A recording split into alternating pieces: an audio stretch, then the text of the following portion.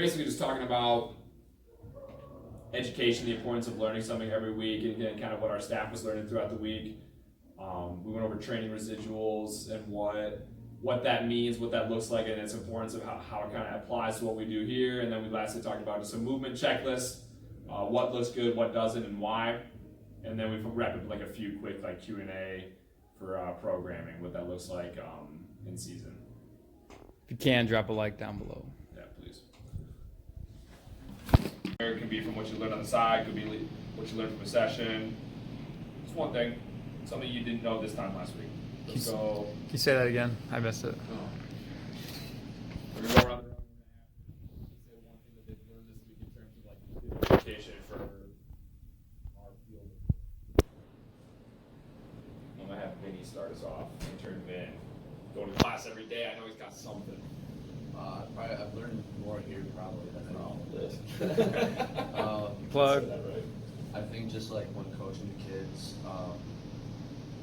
like you were saying a couple weeks ago, just like one thing at a time. Mm-hmm. And sometimes I've noticed like sometimes when a couple of the trainers come and tell a kid like what to do, it can get overwhelming. So I've been trying to just take it like one step at a time, and I think that's like something that like a skill that I've kind of like developed to do here, especially to just see better improvement like overall. Okay. And that goes for sprinting or weightlifting. So I like it.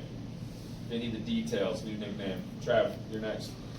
Just, I wouldn't say a recurring problem, but a recurring thing I've been trying to work on, whether it was when I was being a field placement for teaching and just making sure my relationship when you're in a leadership role is not like super friendly, but also is like I'm kind of like in charge here and like getting that respect from that kid and walking that like fine line of like me not just being all friends with the athletes and like not having them like be able to respond to me or be able to listen to me when it's like time to go in serious time. So like that's been a reoccurring thing with me that I'm always trying to work on and just kind of trying to walk that fine line. And this week and yesterday in particular, just kind of being more serious and trying to get us through stuff a little bit faster. And goof off time is good when we have an excess of time where it's in between sets of sets.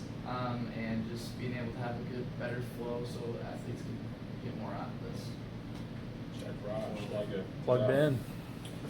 For me, I'd say it would be, again, nothing crazy new as much as just the emphasis on the importance of progressions and the importance of like starting at the base and then building slowly from there and not trying to speed from like step 1 to step 4 or something like that. So making sure to take the time to let the athlete or the client like do this to prove that they can move on to the next step, to prove they can move on to that next step, because obviously like all of us being fit people, like we're like, okay, like they're here, how do I get them to like my level or to a level that's like, you know, a fitness of like a certain level of fitness that you're like, I want them to be here and not rush them there. Yeah. So that's something like even through things like mock drills and things like not letting people like move on.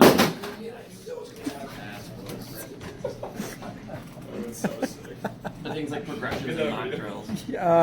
Came over late, but I think we got the concept. So again, the progression Mock of drills? Yeah, just things like that, like going from straight arm swing to then like seated arm matching drills to then going faster with those to then like making sure their marching is good before moving on to skips, before moving on to this or that. So taking it step by step has been definitely something I thought a lot more about this week and wanted to continue emphasizing.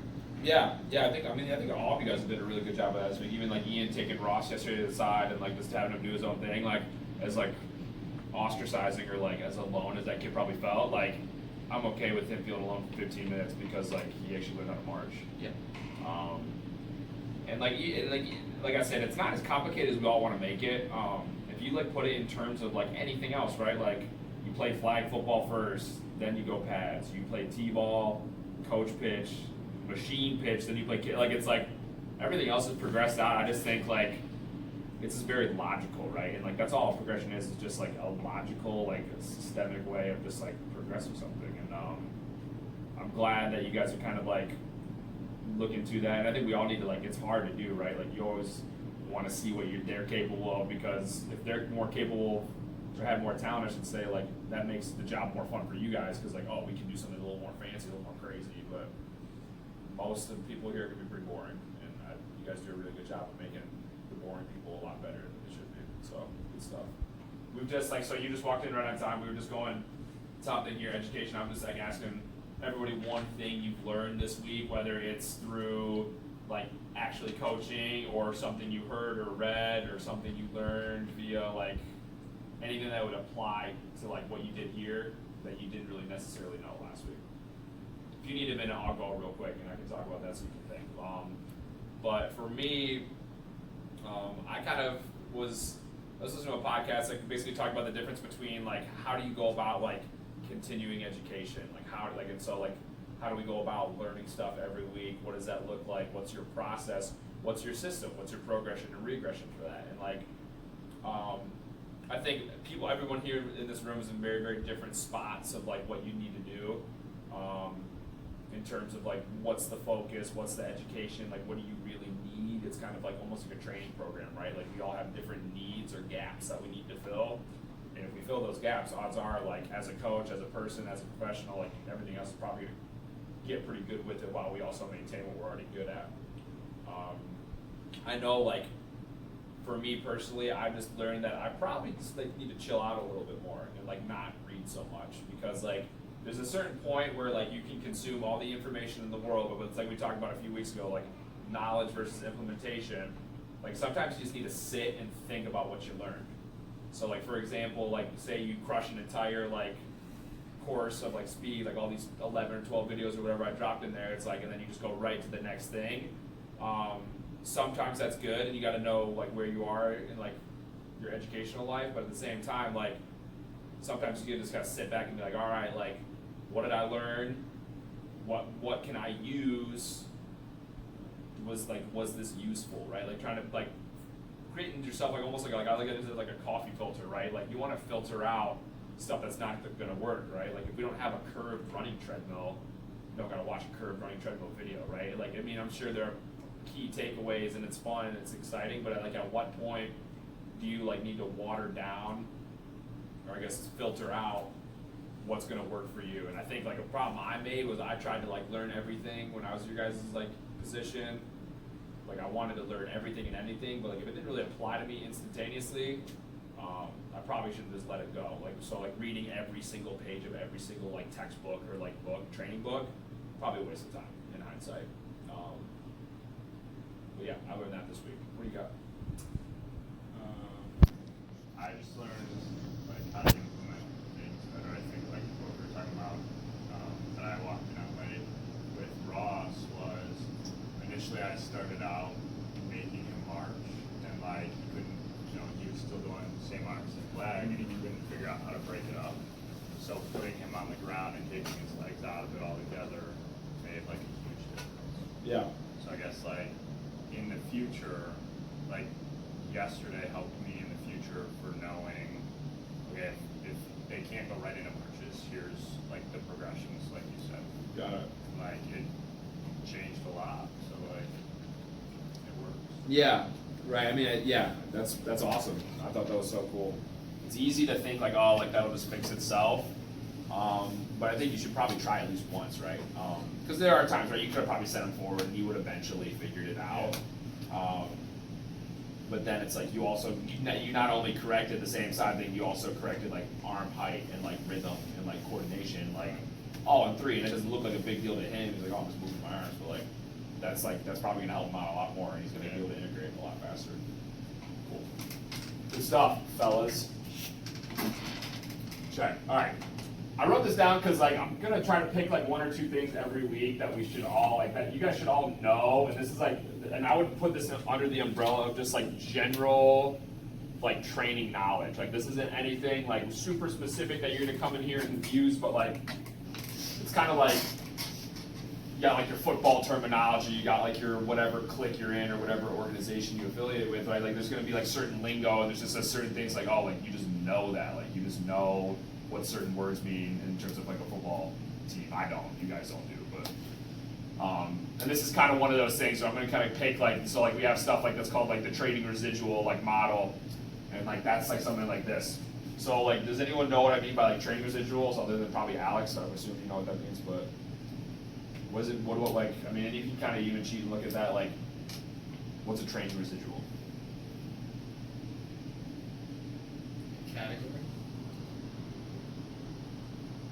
Kind of.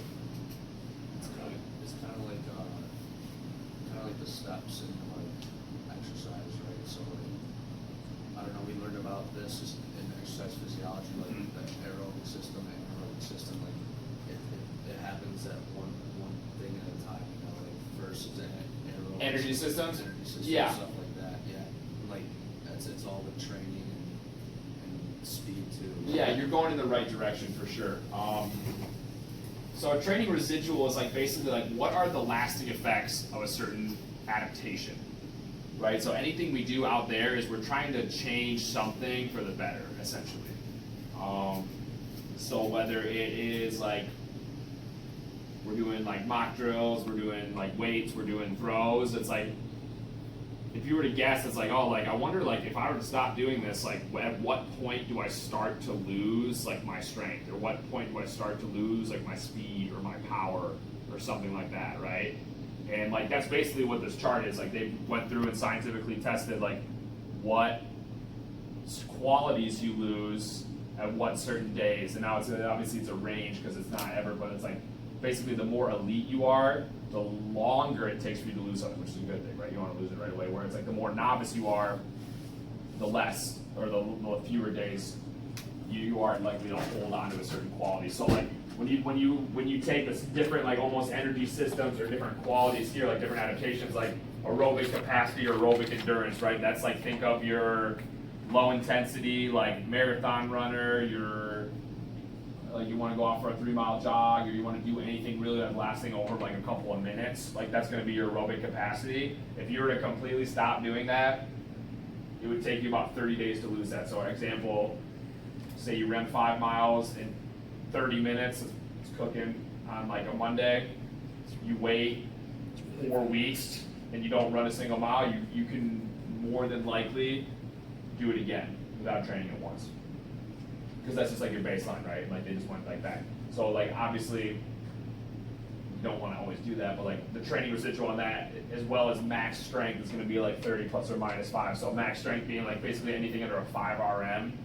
You don't touch it for 30 days plus or minus 5, so anywhere from 25 to 35 days, you're going to hold on to that strength. Like that's why I wasn't worried about you like losing strength in the bench test, because like training residuals, like you're not going to lose your strength. Anaerobic, this doesn't really apply to us a ton, but like I said, it's just good to know, like anaerobic is kind of like that like feel the burn zone, that like you're gonna do anything, if you're doing anything like over like a 300-meter run in the track, or if you're gonna, soccer touches this just like a little bit sometimes, but rarely. CrossFit. Yeah, CrossFit lives there. That is CrossFit, anaerobic, or anaerobic lactic is CrossFit. Everything but the warm-up is anaerobic. But this even that is, yeah, I think I have this up here. That's broken into like 3 different phases, right? So let me. Your alactic, Yeah, lactic. we can actually. I'm going to put this up here because this actually does apply to us. What we do here.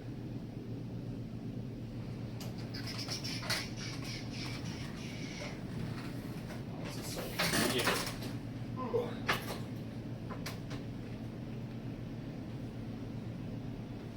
Okay, so like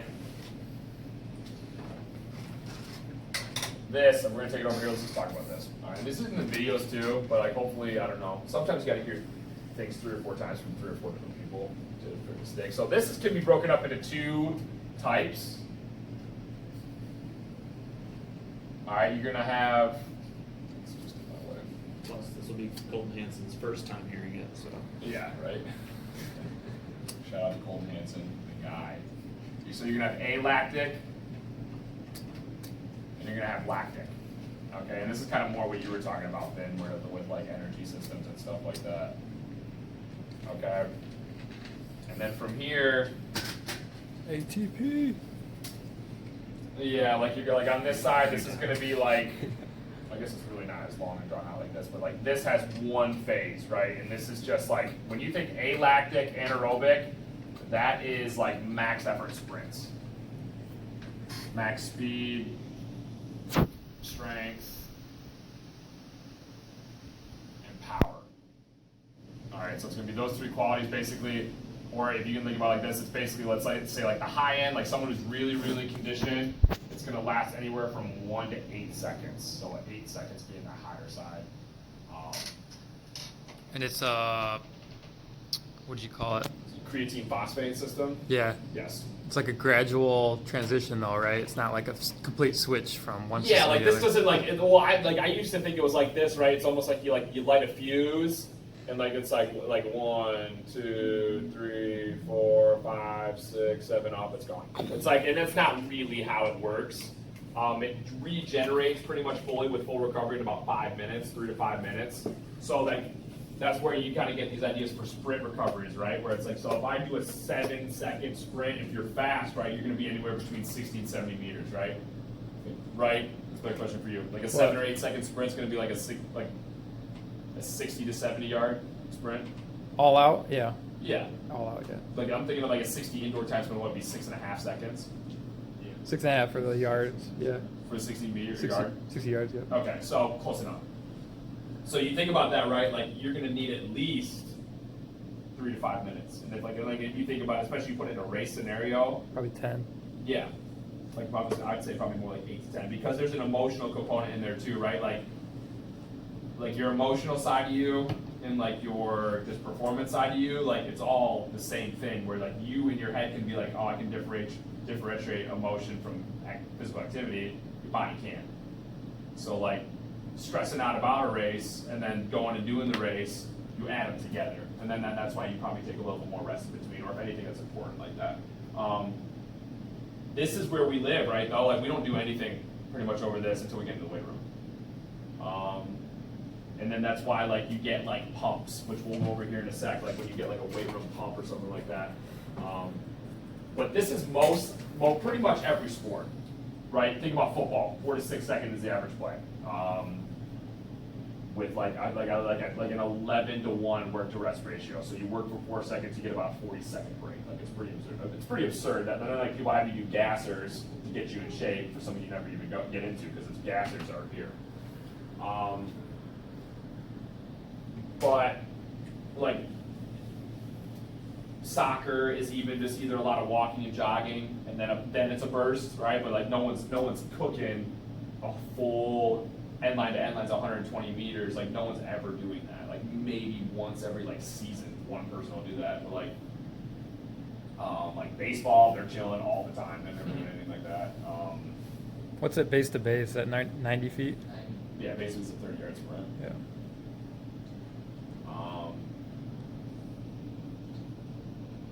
Yeah, I can't even think of like this. Swimming is very lactic. Hockey? Hockey, you're going. Hockey's like kind of like, yeah, hockey's like soccer, where it's like kind of touches it a little bit.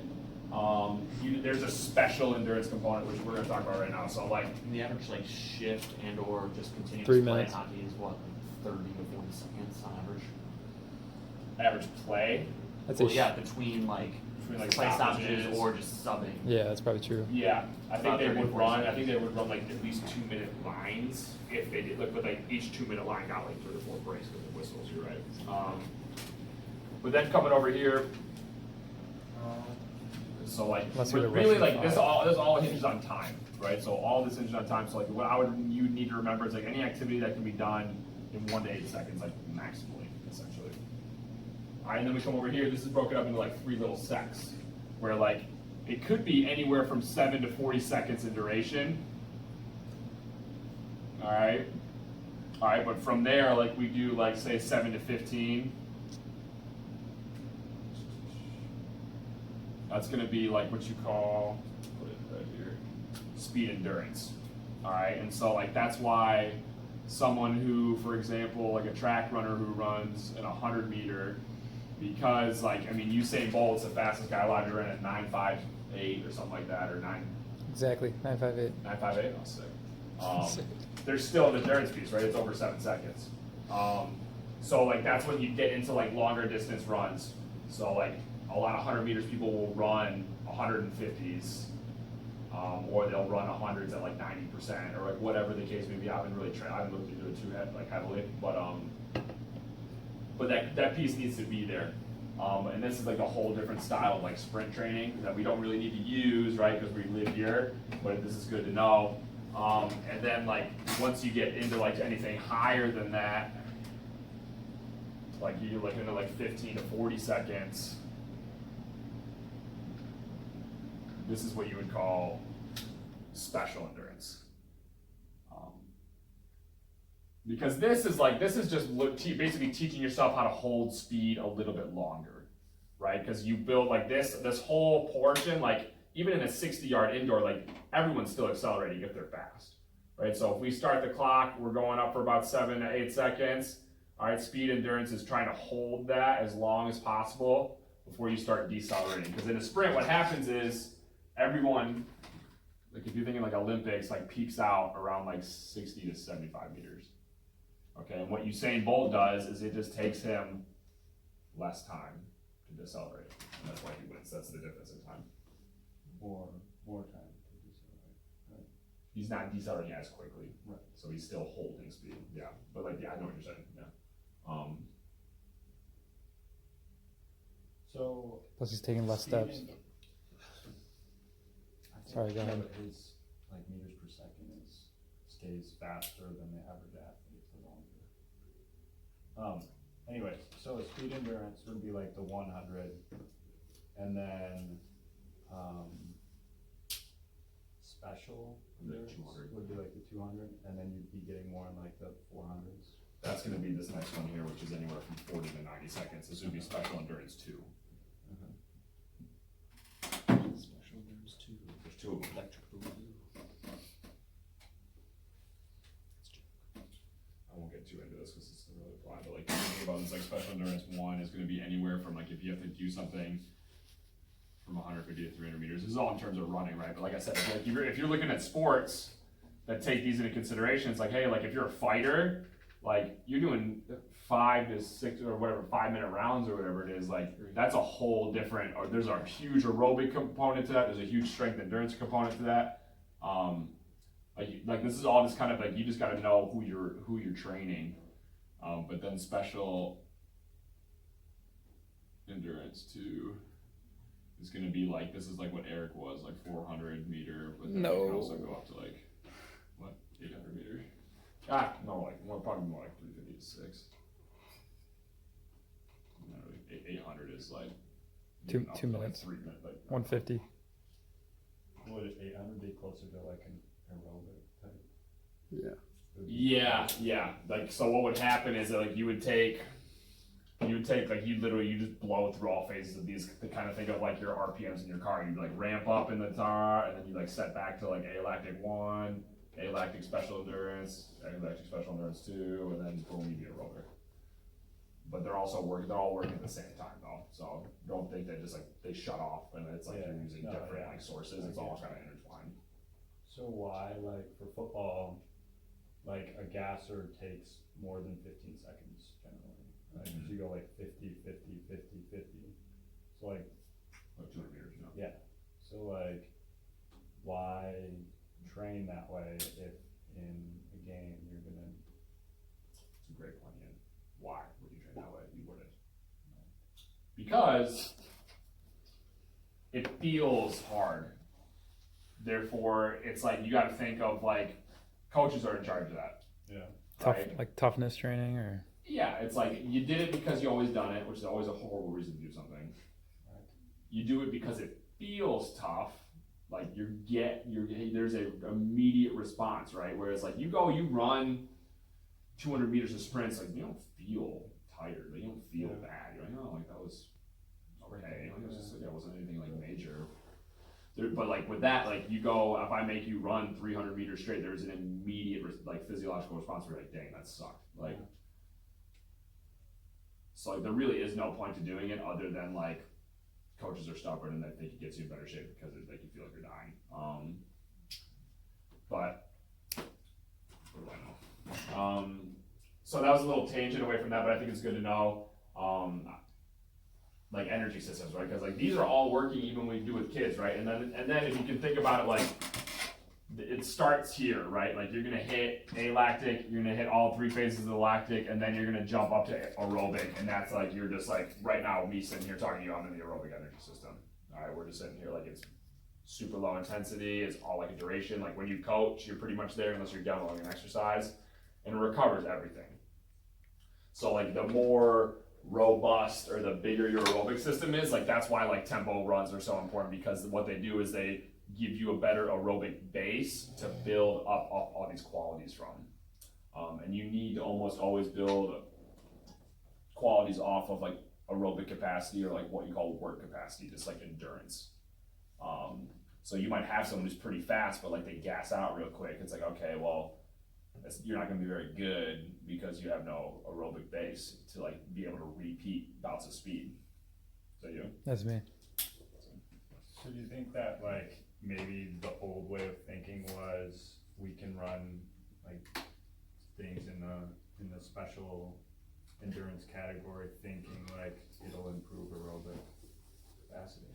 Because like that's what they tell us when we do it. Like you're gonna do 4 gassers, are you gonna be as good in the 4th quarter as you are in the first one?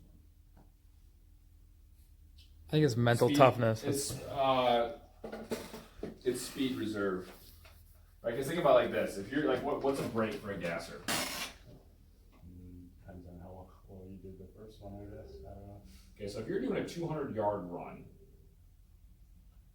all right, and I'm like thinking even like just by position, like you can't really do, especially in your turning and you're decelerating, so you really probably aren't getting up much over 85% of your top speed, right?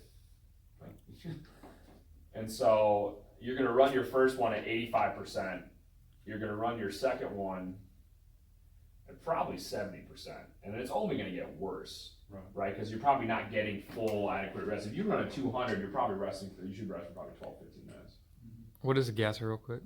A gasser is like a shuttle run. Like For a the shuttle whole run suicide. the whole football field? Sideline to sideline.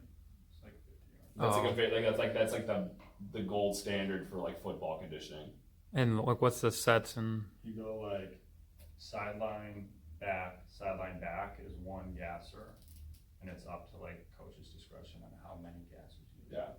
And then they just do like every other minute? Or? I mean, we would do, so like we would say skill guys go first, you better have it done in under a certain amount of time. If you don't, then you turn around and you go again, or lineman will go in between, and whatever your break is, however long it takes the lineman to finish. Yeah, I see Vinny's like scratching his ear. Yeah. Not fun. That's stress response. And like, there is no rhyme or reason for it, right? Like, American football wasn't founded off of like good like scientific training principles, and like people are doing better. Like the Arizona Cardinals don't do them. Grand Valley doesn't really do them anymore because Hunter was able to get in there and kind of change stuff up before everything got weird over there. But like, The Chiefs probably are not, right? what? The Chiefs probably aren't because Derek was Yeah, there. Chiefs aren't doing it. There's no chance. Yeah. It's just not fun to build a culture of speed because it's not blue collar, aggressive. Like we're getting work. Yeah, we're getting work done, boys. Like, no, dude. Like we're getting better, and like it's just like just well thought out, well planned. Versus like that's just kind of like you're doing it because you can, and like that, and that runs into another problem of like making physical fitness and exercise a punishment, right? Like then when you go to try to do good speed work, it's like, oh, we're running, we're doing sprints. It's like, no, dude, like I think like obviously we do a really good job here. Like kids don't know this isn't like it's punishment. Like they want to get faster, and obviously most of them want to do like middle zone running. They're like, oh, like we should do like this, like, but like they don't need to know why, and they don't need to know any better. But it helps that you guys kind of have this in your heads because it's like. It's not to like belittle football coaches when they say they did this and this and this, but like it's like, hey, like I know they were doing this stuff at practice, and then I can be like, okay, like yeah, this stuff is very hard. This stuff is not as hard to recover from as this, but it's harder than it is this, and that's why like that middle zone. Typically, they say like alactic work is going to be like a 48-hour recovery window. So you're gonna 2 days. Yeah. Whereas like aerobic could be anywhere from like 12 to 24 hours, like not very much time, like it's pretty low intensity. Lactic is gonna be more probably like at least a day, probably 36 hours, like a day and a half. So like if you do sprints on one day and then you go and do gassers the next day, it's like you're just like kind of driving yourself. So like if you were here, we sprint and then we do gassers. And then we have to play a game here, but we're only back up to here. Or we have to play a game the next day, so say like this was like Monday, Tuesday, and then for whatever reason you're playing a game on Monday, you're a freshman team, you suck. Or you're a freshman. But it's like your level of performance, like you want to be able to perform like sky high the limit, but like look where you are, like you're like you're not even as good as you were on Monday, like it's just like there's just no education there, and like It's probably getting better. It's probably like you get phenomenal athletes in terms of NFL coaches, and they throw anything at them, and they have adaptation. And Yeah, and that's why like any pro sport is like it's just better genetics, dude. Like it really is. Like you because you can get down to the training, like, and there are people who make it through good training and stuff like that, but like most of the people there don't train. Most of the people there get by on when they treat their bodies like trash, and they still play phenomenally, and they have no side effects, no repercussions. Like I have friends who played like at state, or I hung out with all the guys over there, and like they were crazy partiers. They like but like zero effect on them. Yeah. Like they would all get stronger and faster just by like looking at a field, and like it was like, okay, well, pick the right parents. 6x field looks.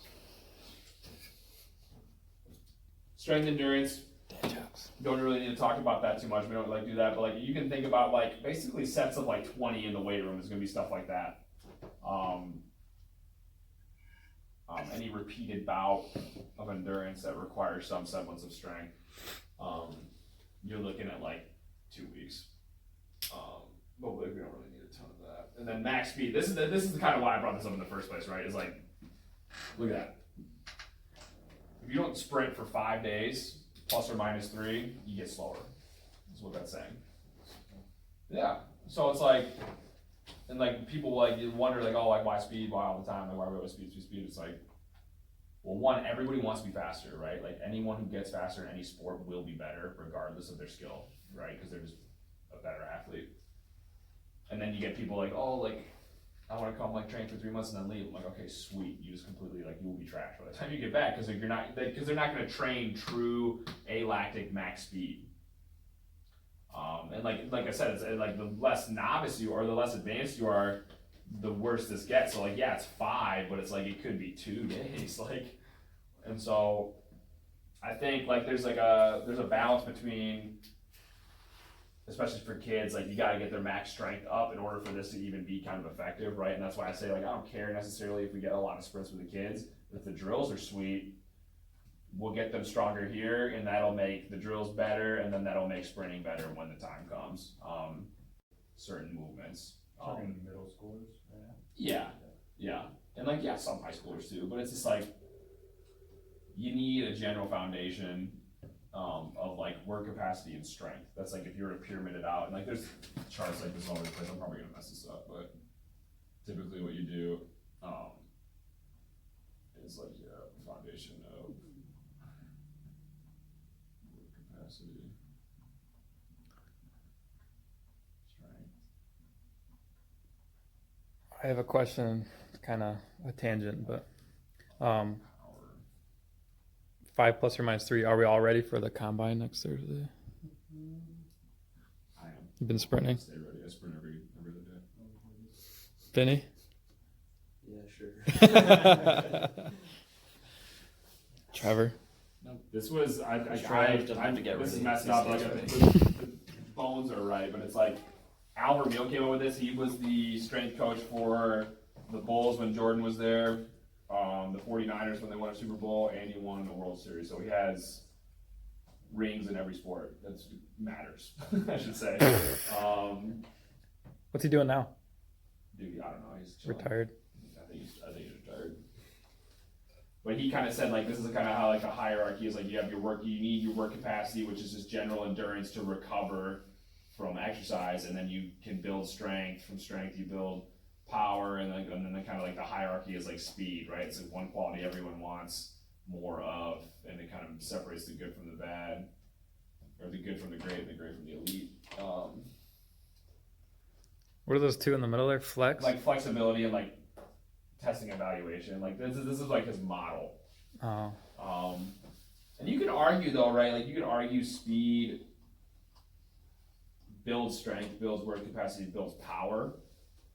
So like you could almost flip it upside down and say the same thing.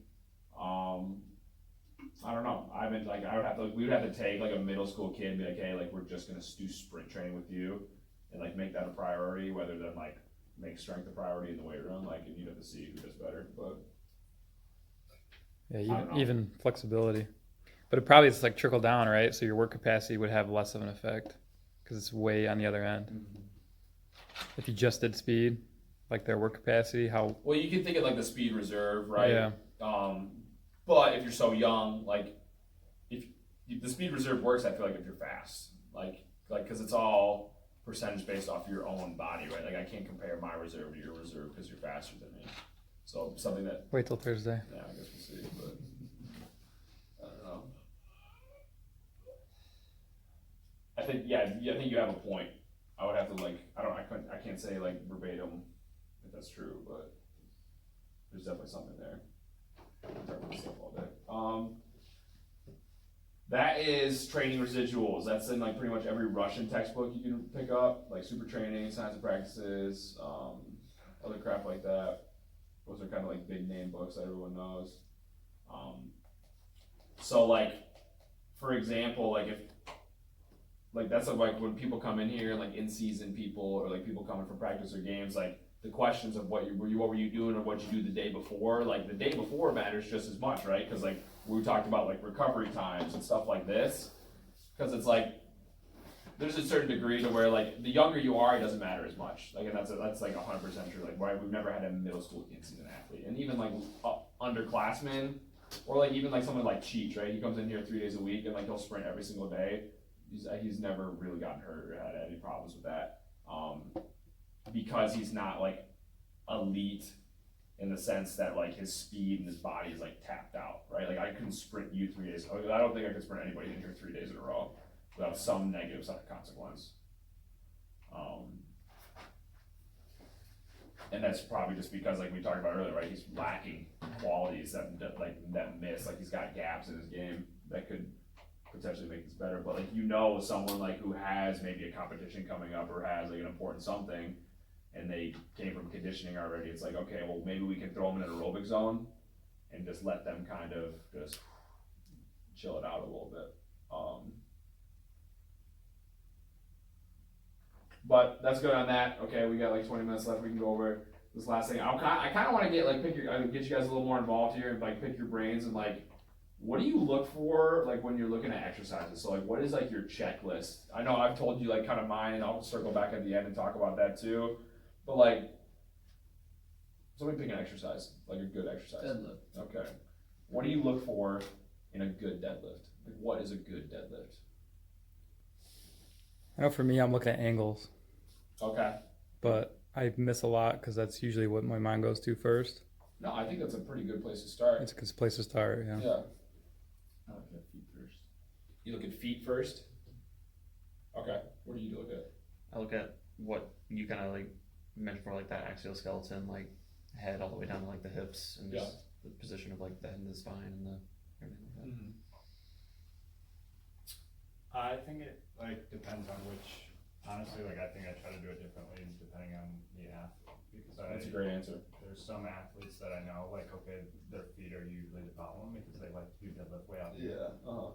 So I know that going in, but yeah, I mean, I think it's pretty much different, especially when I got to know the GPP group. I knew what to look for on each key. Yeah, 100%. So You'll see a lot of wrong ways real quick, and you're like, oh, okay, that just doesn't look right. Yeah, so I knew where to go. Then what do you got? Probably the same as Trevor. Like I kind of like bottom up. Okay. Start with the feet. Okay. Yeah.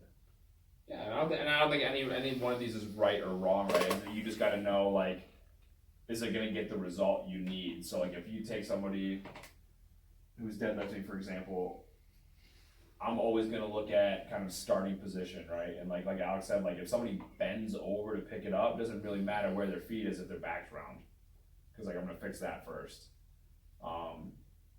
Because you always want to see as best as you can. You want to make sure their head, like, it's all relative, right? So like if someone's standing up here, let's go ahead and get some legs on this homie. Okay, like this is like his rib cage, and these are like his hips. Okay. You always want to make sure head's on top of the ribs and ribs are on top of the pelvis.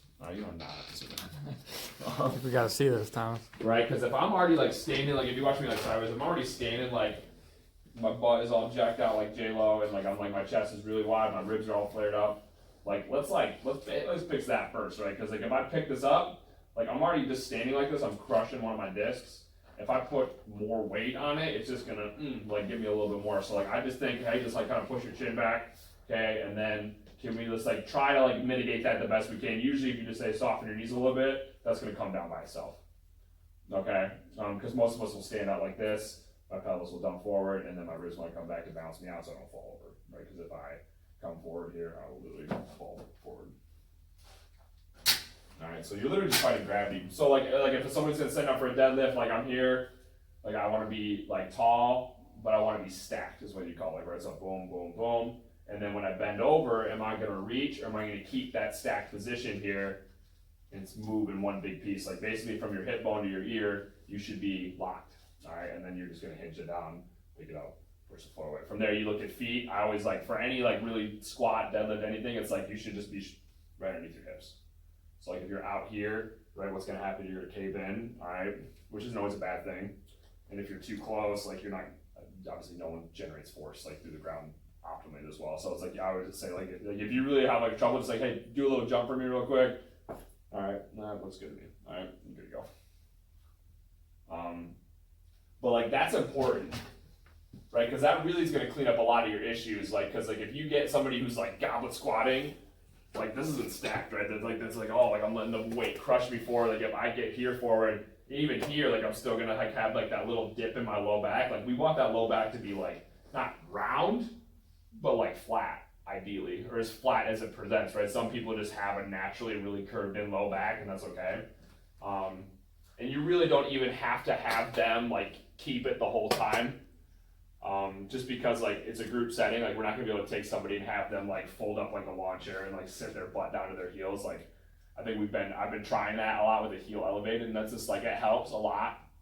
But like you're gonna get kids who are gonna come a little more forward, and like I think we're gonna be okay with that.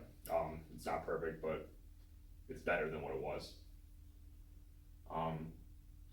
But like I encourage you to like think about this more tonight, even as you're like walking around. You're like, okay, like, am I holding everyone to the same standard to a degree, right? Obviously, different body types. Like people with longer legs are gonna have a harder time getting down there. People with, like I said, certain like shapes are gonna be different. Guys are gonna be different than girls. Like, but it's like, roughly, do you have like the skeleton of like what you want to look good in a squat, and does it all kind of sync up with everybody else's?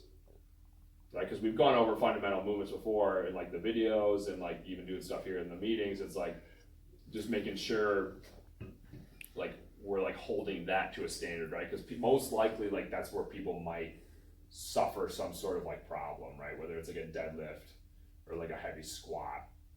Like there needs to be like not only a standard to progress, but like a standard to be like, hey, like that's a good squat, or like where are my knees tracking in terms of like, are my all over the place, or just I demonstrate control, right? Movement is fine, but like lack of control, like people bouncing at the bottom, like why would it be bad to bounce at the bottom?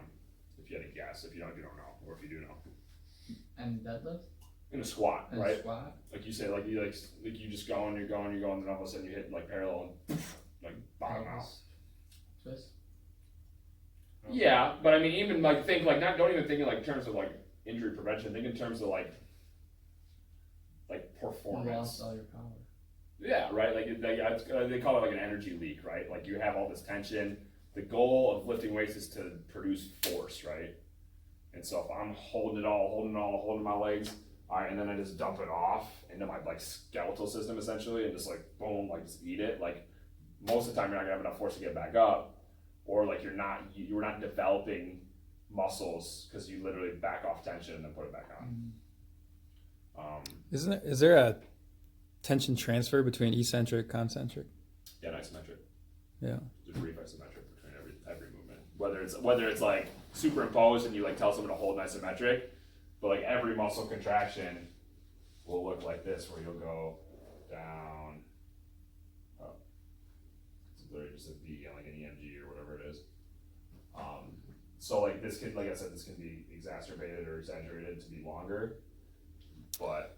Interesting. I remember hearing from someone, I don't know if it was powerlifting related, but like take that dip at the bottom as time to like re-engage on the way up. It's probably pseudoscience, but I mean, that could make sense. Like, you gotta look at it in the right context, right? If you're looking to move as much weight as possible, Sounds like absolutely. an Olympic weightlifting thing. yeah, it could be.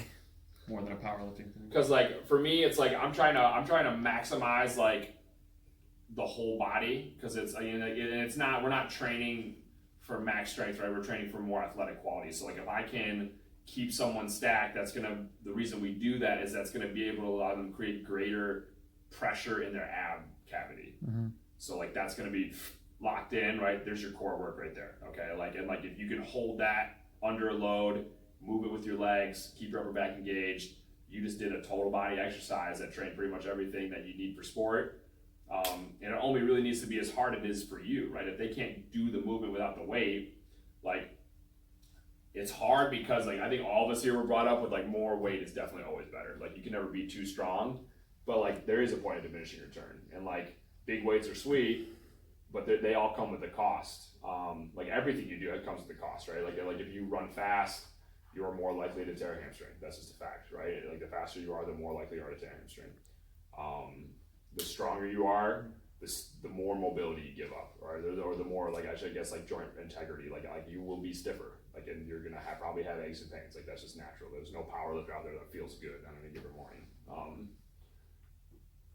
But I think for athleticism, right, we're trying to just enhance what they do at the field. So like it doesn't have to be like this crazy training like regimen that, like, for example, like bouncing at the bottom. Like the reason I would say not to do that is because like most of the time if we're doing a squat, I'm looking to either generate force like through muscular power, because we already do enough like elasticity work with like sprinting and like throws and stuff like that. So this is going to be more like body armor hypertrophy, or like just like muscle strength development, just like kind of giving them some more density.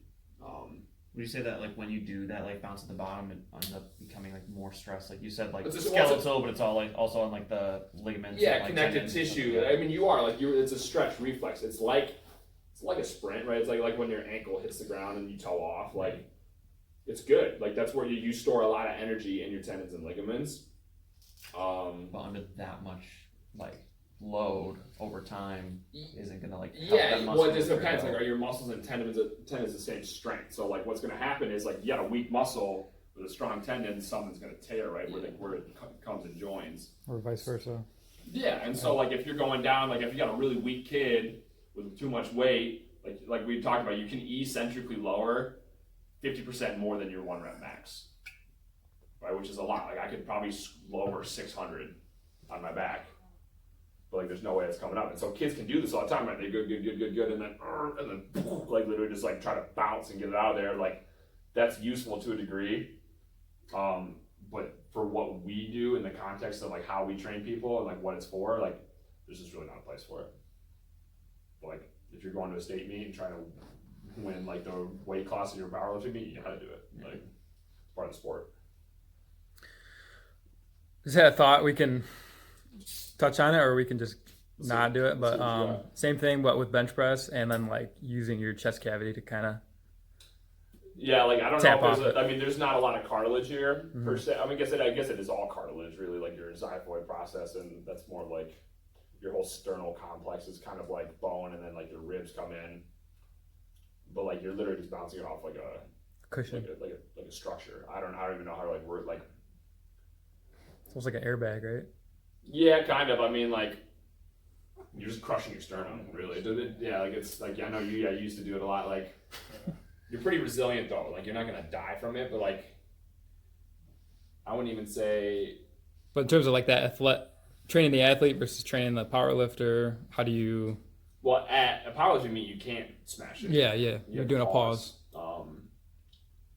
Then there's like one thing to be like touch and go, and be one thing to like. It just depends on what your goal is, really. I mean, if you're Like a baseball. I don't think there's ever a place. Well, I don't think a baseball player should ever bench with a barbell. Perfect. Because anytime Football. you grab onto something, you fix your shoulder into this like internally rotated position. In baseball, they finish there all the time, and so like you're putting that on stretch and like kind of loading it in a sense. Whereas like I want them to kind of have like just like either a neutral or just like a ring is good because it like oscillates and it moves. But like baseball players should or anyone with like shoulder problems really, you put them in a neutral grip, most things clean up, and that's why we press like that, right? Because if we press like this, it's kind of like what does that be? Externally rotated, sure, whatever, and then going up over your head. Or like I like really like an Arnold press, which is just like you're gonna do the whole motion up and down, and just kind of like as you get to your face, you're just rolling through, and that's just a natural movement of your shoulder. Yeah. I've always had shoulder issues, and doing that Arnold press feels so good. Yeah, it's just smoother, and it just like that's like it feels like right. But no, I mean like anytime we're Arnold really knew what he was doing. not a dumb dude, I guess. Get to the top. No, that's a good example. I think like bouncing it off your chest, like if your goal is to move more weight, do it. If your goal is to develop a stronger upper body or to max out your CNS, like just like fatigue ability, like your ability to resist fatigue from like your central nervous system, and you want to use a heavy bench, like do it. Like I don't know, but it's not gonna make you. You're trying to get 13 reps at 225. Do it. Yeah. There's a time and place, right? You gotta know the rules to break them. To go back to the movement Yeah. checklist, before we even grab the trap bar, that's when I'm looking at their feet. So like we don't even have the time to look at their exoskeleton yet because they're not grabbing anything or bent over. You want to look at their feet first and how they're positioned to even go grab the bar. Totally. Yeah, like I said, like none of you guys were wrong. You said none of us were wrong, and then you said what you thought was right. I said how I do it, and I just said as long as we're all looking at the same thing, it's the end result, right? Like when they go to pick up the bar, I don't care how they got there, but when they get down to pick it up, it should just look right. You know what I'm saying? That's kind of what I was trying to say. Because like the feet are right. If somebody like is like stepping in here like this, like okay, yeah, can you bring your feet a little closer? All right, cool. Now like lean back a little bit, you know, kind of get your arms in front of you, like, and then you can go ahead and do that. Like I said, there's no right or wrong way to do it. Like, and if you can, there are probably a lot better coaches out there than all of us who can do it a lot differently than all of us, and they get great results. Many paths lead to Rome. There's no right way to do anything in here. If you guys ever find a better way, tell us. Cool. Just think about that today. I just thought that. I don't know why that came to my head, but I thought I'd share that to you. We have a couple minutes left here. Do you guys have any like programming questions in terms of like how, like I know we got like a week or two yet still on this program, but I'm trying to like find a better way to like streamline this in terms of like the questions we're asking, or even like when we write it, like we got to keep in mind like who we're coaching. So like anytime I sit down to write something, I like this really just comes into my head is like, what's the goal of this training program? Who am I training? And what's the least amount of work we can do for the most amount of result? And that's like pretty much where you want to start with pretty much anything. And then obviously it's harder to do in a group, but it's always easier to make something harder for somebody than it is to make it easier for somebody. Just because ego is just a crusher of performance, and like I think all these other little nitpicky factors get involved. It's easier just to be like, oh, like let's do that instead, other than saying like, all right, you five are gonna do this because you guys are sweet, and you five suck, so we're gonna go over here and do this. It's like sick, man. Like oh, you weren't good enough to do that. Like that, like and it seems harsh when I say like that when like you see somebody like say for example like I don't know, like they try to like like a two rack like split squat, and they're just like literally like holding on for dear life, and you're like, hey, like let's just do like a reaching one instead. They're like, oh man, I can't use weights, I suck that bad. Like that's probably the conversation they're having in their head. Like that's like soul crushing sometimes. I mean, a good example that you even used yesterday that I noticed is when you set the push-up bar for Ross, it was like at his like nose. And then yeah, he dude, destroyed it, and you're like, oh cool, well now we can move it down to like a normal like height. You know, like you just Yeah, You dude. Like, totally like go to like the absolute like easiest possible thing that they can do, and then they're like, yeah, this is ridiculous. I'm like, all right, cool. So now we'll move it down here, and they feel like they're progressing immediately, and then it's like, okay, so I can do more than like what they thought I could. So it's just that good thing. So always like you say, aim to underwhelm at first. yeah, and man. Like, I don't want let anything them like. blow their own mind. Yeah, I asked him after, I'm like, hey, like, was that hard? He's like, not really. I'm like, good. Like, Yeah. it shouldn't be that hard. It should be fun. And like, yeah, like if you're gonna do a push-up with someone, like, it's gonna be really hard to teach them, like, to get into the right position if like they can't even hold themselves up because it's like too hard already. So like, if I can get them in position up here for a push-up and have them do a few, then it'd be a lot easier because like, hey, you already know what you're doing. We're just gonna make it a little harder. I think that's totally key because a lot of athletes that come in here and they see the space and they see all the racks and stuff, like it's intimidating. Yeah. So for the sure. first thing for you to do is give them something easy and tell them like it doesn't have to be hard. Yeah, I mean, and even I've been working with like my stepfather. Like he hasn't worked out ever in his life, and like even just like do like progressing from like a breathing drill to like, can we do like a farmer's walk or just like moving? Like just moving is exercise. Like getting up off the couch is moving. So it's like always underwhelmed, right? Because you just never know what somebody else's body is going through. It's hard to like. I can't remember my first like goblet squat. I know it sucked, but like. You just don't remember what that feels like because it's like to everybody here, it's like, oh, dude, it's training. Like that's life. That's part of life. Like it's just like it's like eating meals. Like you just do it. Like you don't even think about it. I think that's where I was Your thinking too, is when we all started kind of our fitness journey or whatever, we didn't really have the pleasure of starting at something that's too easy and kind of working into it. We didn't train, I don't think, the right way. That's so It's true. kind of like Oh, dude, yeah. jump in, here's some heavy weight, you better get it up. Yeah, man. P90X. Yeah. 1 hour of that. So that's just different. Yeah. P90X is like hold on for dear life, and then somehow you're so young, you just come back the next week, you're like, oh my gosh, I got stronger. Christmas miracle. I couldn't do a pull last week. No, I did 6. Yeah. What? But no, I think if you guys don't have any questions, we can probably talk about that a little more next week. We should. See it, Colton.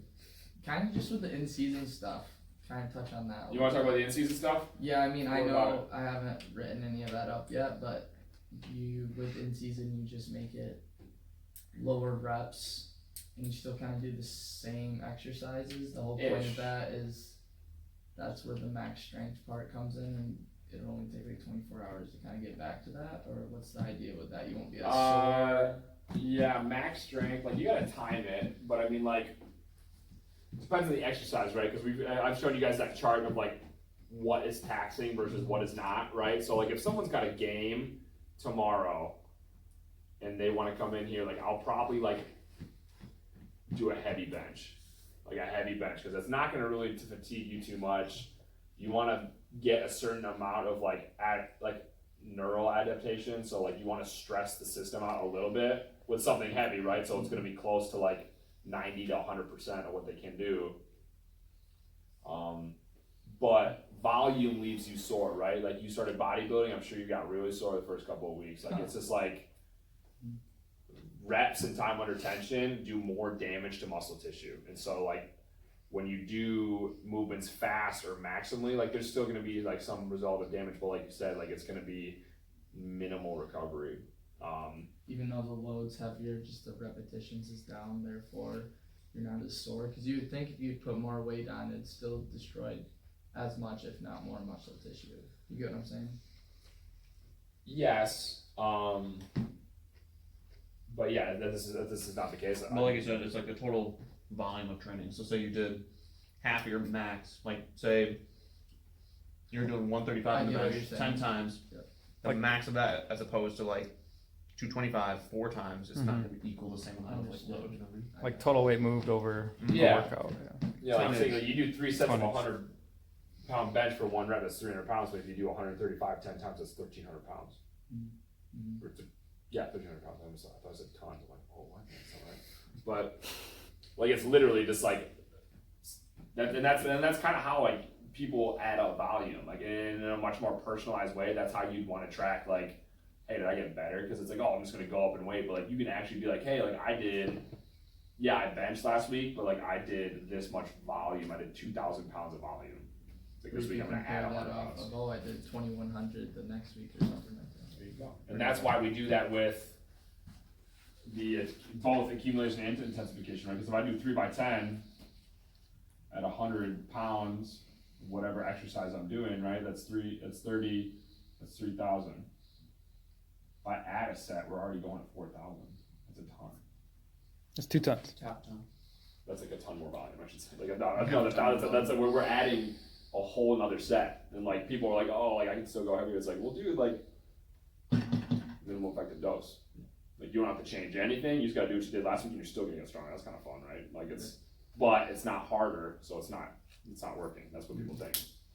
So for in season, what I'll do is like you can train if people are training like once or twice a week, I kind of leave it up to them. But like you want to train like a deadlift, like a squat or a bench or something like that. If they're farther out from something, I'll probably have them deadlift or squat, whatever that they like to do more, because you want them to do it. If they're going to do it heavy, like you want to be able to want them to do the exercise. Right. And then all the accessory work is just going to be like a push, a pull, an ab, and I'm just going to try to limit volume there as well. So like I'm going to keep it like it's assistance work, so it's going to be less than it's going to be more than what they did, but it's going to be 6 to 8 reps, and anything I can get that's like concentric in nature, like. What do you mean by concentric? Concentric meaning like we don't have any stretch. Okay, so step ups. I'm just stepping up. Honestly, like a really good one for that one would be like sled rows. Just pull it and then walk it back. Or like the deadlifts when you just pick it up. Yeah, or yeah, like you ever done like a rack pull or something like that. Like all that stuff's good because it limits soreness. But like you're not getting away from it. Like most kids today, they're all in season. So like it's really just what can you handle, and then at that point, you just got to find a way to like see how they respond. It's like it's going to be a trial and error thing. It's like, hey, how'd you feel after that the other day? Like, oh, I was really sore practice. Like, okay, we probably did a little too much. Let's go back a little bit today. Right. And I kind of asked that because like I know Bree and Lily, they both are playing soccer just like Sammy is, and Sammy's doing in season, and Bree and Lily are like, no, I'm just going to keep doing day 1, day 2, day 3. Yep. Is that like an inclusive thing, or is that like a personal thing? Turn the camera off, Greg.